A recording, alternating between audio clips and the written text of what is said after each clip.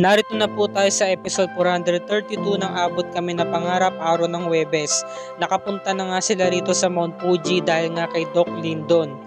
Naihatid na nga sila dito at nagpapakain pa nga sila ng pato dito sa may ilog. Kaya naman si Annalyn ay nagpapasalamat sa kanyang ina. Tinanong siya ni Lynette bakit daw. Dahil nakasama kita dito, magkasama tayo ngayon, nasolo kita. Bakit anak? Hindi mo ba gusto na magkasama tayo lagi sa Pilipinas? Siyempre Nay, iba pa rin po yun dito.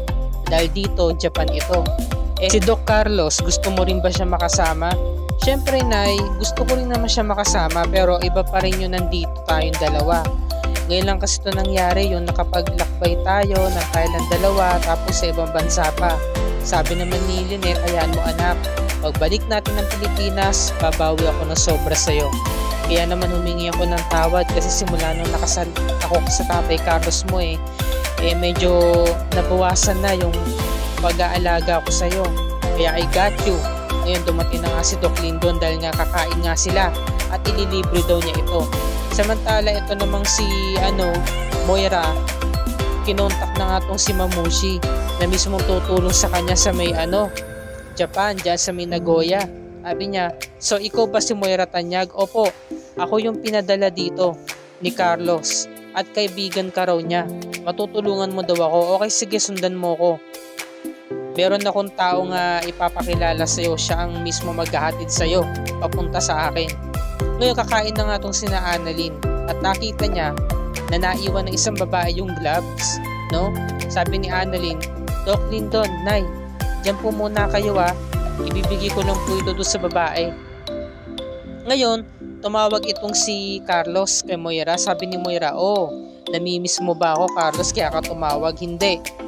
Napatawag lang ako sa iyo Moira para siguruduhin ko sa iyo na mag-iingat ka. Dahil nandiyan din si Lynette sa may Japan. Carlos, sobrang laki ng Japan. Imposibleng mahuli ako ni Lynette. Ayun na nga dahil nasa Nagoya rin sila ngayon. Diyan gaganapin ang immersion ni na Doc Javier at ni Doc Santos. Ano? Ba't mo naman kasi ako dito pinapunta? Malay ko ba? Nandiyan nga yung opisina ni Mamushi. Kaya kailangan makapagkita ka sa kanya para maitago ka. Ang sa akin lang, triplehin mo yung pag-iingat mo. Ngayon, habang naglalakad tong si Moira, sinusundan siya ni Annalyn. At nakipagtagpo na nga siya rito sa tauhan nga ni Mamushi, yung lalaki. Sabi ng lalaki, ikaw ba si Moira Tanyag? Oo, ako nga. Saan ba tayo pupunta? Saan mo ba ako dadalhin? Ngayon, lumingon si Moira sa likod. At nakita nga siya ni Annalyn, nakapagtago pa nga si Annalyn. Sabi niya, si Ma'am Moira, nandito pala siya sa Japan. Kaya ang sabi niya, kinakailangan tumalaman ni nanay. At ngayon, pinuntahan nga niya tong si Lynette. Ngunit bago yan, nagkaroon tuloy ng moment yung dalawa, si Doc Lindon saka si Lynette. Sabi niya, Doc Lindon, meron nga pala ako itatanong sa'yo. Hindi ko pa ito natatanong sa'yo kahit kailan. Ano po yun, Ma'am Lynette, kahit ano? May gusto ka ba sa anak ko? Ano po? Kasi aminado naman akong dalaga na si Annalyn. At syempre, lapitin na rin siya ng mga manliligaw niya. Ma'am Lynette, wala po. Magkaibigan lang po kami ni Dr. Annalyn. Saka marami na rin naman po nanliligaw sa kanya. Kung ganon, ayaw mo siyang ligawan? May chance ba na gusto mo siyang ligawan? Hindi naman po Ma'am Lynette. Kung ganon, hindi mo gusto anak ko. Hindi naman po sa ganon Ma'am Lynette. Ano ba talaga? Gusto mo siyang ligawan o gusto mo lang siya? Gusto mo siyang ligawan o hindi mo siya gusto o ayaw mo siyang ligawan? Nalilito na nga tong si Doc Lindon. Ngayon, syempre, palabiro nga tong si Lynette.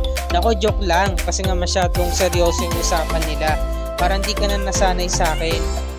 Basta, Doc Lindon, nagpapasalamat ako kasi nagkaroon ng matalik na kaibigan si Annalyn na kagaya mo. Wala po yung Ma'am Lynette. Aminado naman po ako na noon hindi naging maganda yung unang araw ng pagkikita at pagkakilala namin. Pero akalain mo po, naging magkaibigan kami. At syempre, nandito ako sa kanya para lagi siyang tulungan at suportahan at proteksyonan na rin. So napapasalamat si Lynette kay Doc Lindon. Kasi nga, napansin nga ni Lynette, ang bait-bait kasi ni Doc Lindon. Diba talagang maasikaso? So magmula una hanggang ngayon, laging inaasikaso si Annalyn. Ngunit naantala ang kanilang pag-uusap nung dumating na nga si Annalyn para ibalita na nandirito pala si Moira sa may Japan.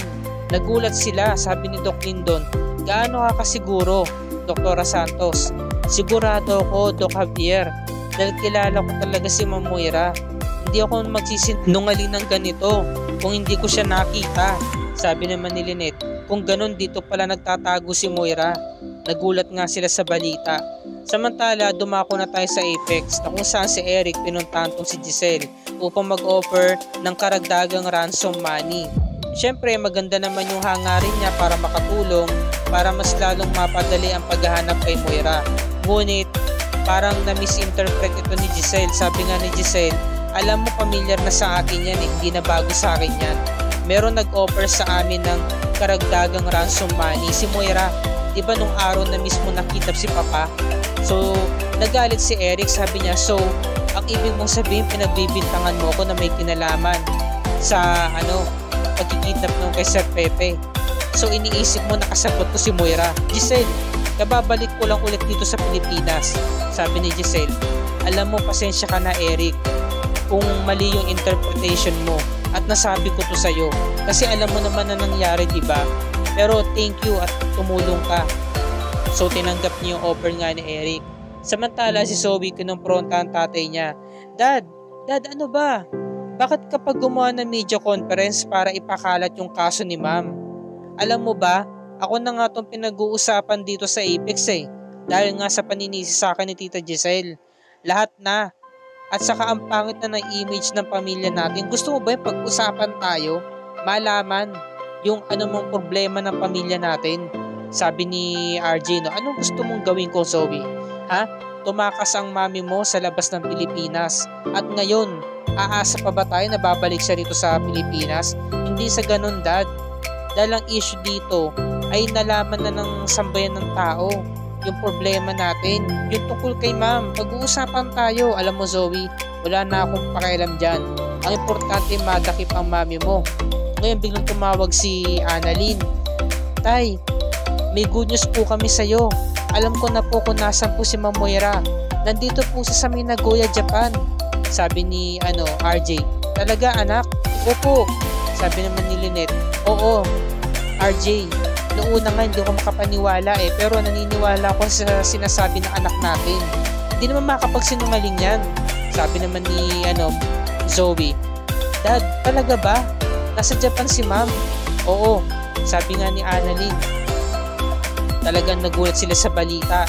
So, syempre, pinagpapalanuhan ng ini na RJ kung ano yung hakbang na gagawin para nga talaga mapadeport itong si Moira at makabalik ka ng Pilipinas.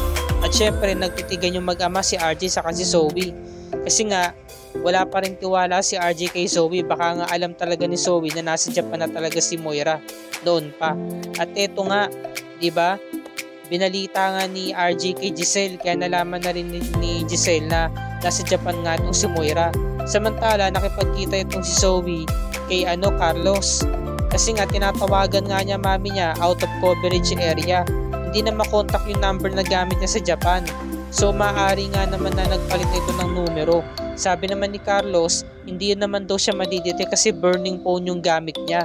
Sabi naman ni Zoe, ayun na nga hindi ko siya makontak, hindi ko na tuloy alam kung ano yung balita sa kanya. Sabi naman ni Carlos, huwag kang mag-alala. Meron kami kakilala doon sa Japan, si Mamushi. Hindi siya pababayaan nun. Maghintay na lang tayo ng kung anong balita. Siyempre si Zoe hindi siya mapakali. Binigyan siya ng option ni Carlos. Alam mo kung anong kailangan mong gawin? Sumama ka sa daddy mo sa Japan. What? Oo, kailangan para mas pabantayan mo ang mami mo. Hindi po pwedeng siya lamang ang mag-isa doon sa si Mamushi.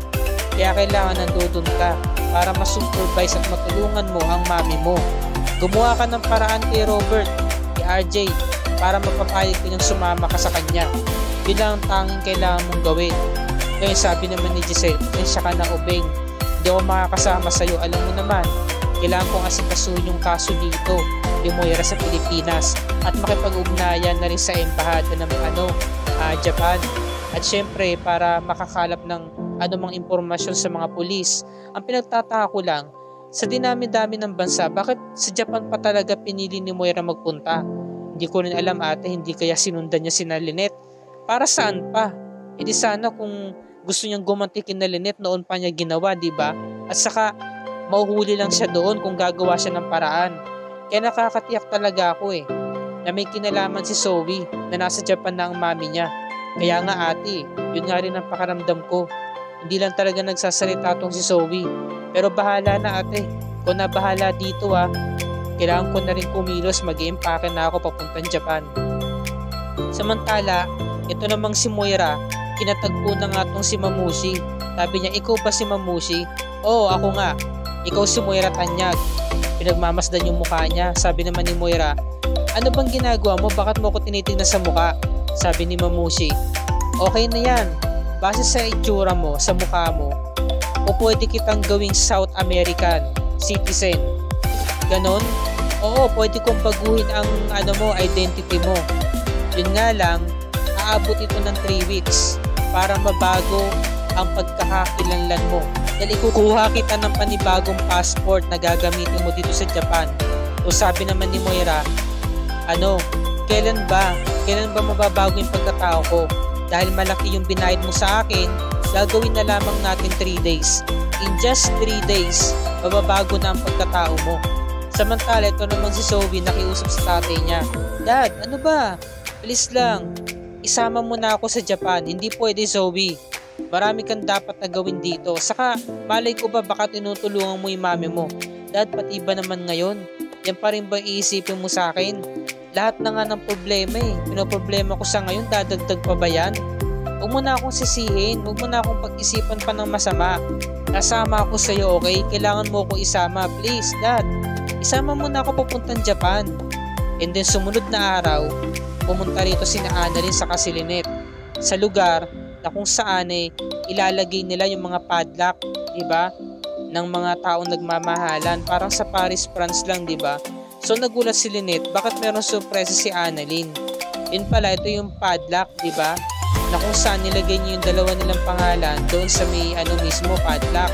Sabi niya, ito yung lugar ng dalawang taong nagmamahalan.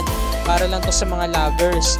Pero syempre, daw wala akong boyfriend, kaya ikaw yung kasama ko, ang nanay ko. Ngayon, pinag-iigting ang dalawang taong nagmamahalan sa lugar na ito. At syempre, ikaw ang first love ko dahil ikaw ang mami ko. Kaya nilagay ko ang pangalan mo dito. Sabi naman ni Lynette, maraming salamat anak. Tapos nilagay na nga nila dito. Diba? Ngayon, nagyakapan sila. At dumating bigla si Doc Javier. Sabi niya, Doktora Santos, mayroon kang taong dapat na makita.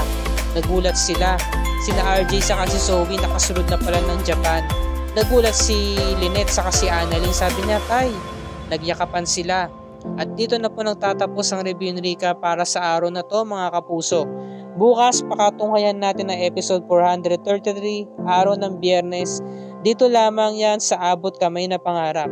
At kung bago ka pa lamang sa akin channel, kung maaari makahingi ako sa subscribe at i-click mo na rin ang bell icon para lagi ka updated sa mga episodes ng programang ito and other GMA shows tulad nito. Maraming salamat po sa inyong panonood mga kapuso and God bless us all.